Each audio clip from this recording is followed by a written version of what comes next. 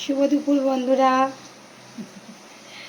আমি মৌসুমীদি চ্যানেল থেকে তোমাদের একটা কথা বলি, তোমরা তাহলে শোনো। আমি এখানে মাংস রান্না করছি। আজকে তো রবিবার, শটে কাটে সারা আর কি।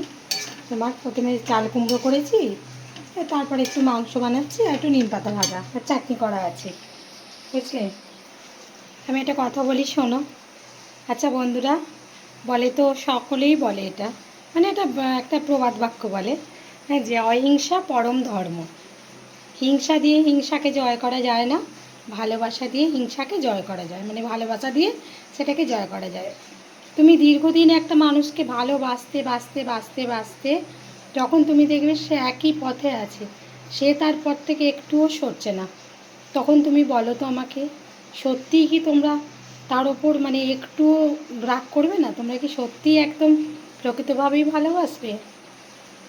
এসব বাণীগুলো জানো, কিছু মানুষের ক্ষেত্রে হয়, কিন্তু সবার জীবনে হয় না, বুঝলে বন্ধুরা। আজকে এই পর্যন্তই। তোমাদের যদি ভালো লাগে আমার চ্যানেলে এসো, আমার পরিবারে ঘুরে যেও প্লিজ। আমি সবার পরিবারে ছুটে ছুটে ছুটে ছুটেই চলে যাব, বুঝলে।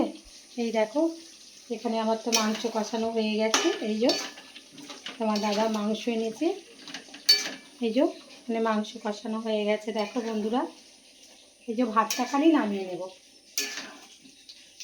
এখন বাজে কটা জানো? এখন বাজে 12:30 বাজে, 1:45 হতে চলেছে, বুঝলে বন্ধুরা।